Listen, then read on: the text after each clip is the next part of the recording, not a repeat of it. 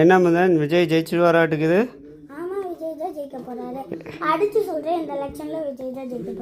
எப்படி உனக்கு தெரியும்?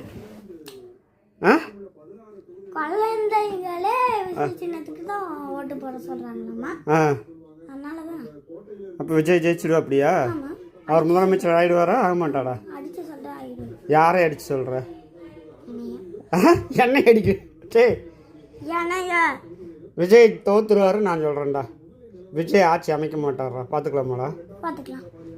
பாத்துக்கலாமா? ஜெயிச்சா நான் உனக்கு விசில் வாங்கி தரேன். வேற என்ன வேணும்?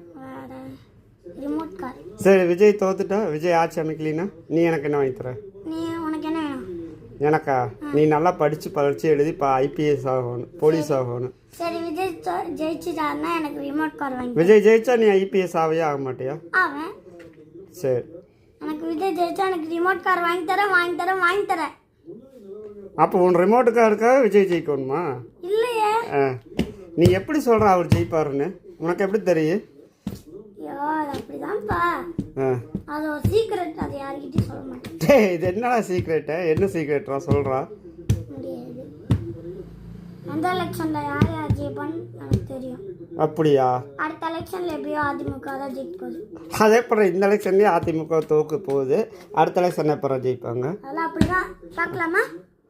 இந்த எலெக்ஷன்ல யார் ஜெயிப்பாங்க அது சொல்லு. விஜய். விஜயா? ஆமா. எந்த கட்சி ஜெயிக்காது சொல்லு. ஜெயிக்காதா ஜெயிக்குமா? ஜெயிக்கிற கட்சி பேர் என்ன? தாவேகா. தோக்கிற கட்சி பேரு? திமுக. அப்ப அதிமுக? அப்ப எந்த கட்சி ஜெயிக்கு? தாவேகா. சரி, பார்த்துக்கலாம்டா. பார்க்கலாமா? பார்க்கலாம்டா டே.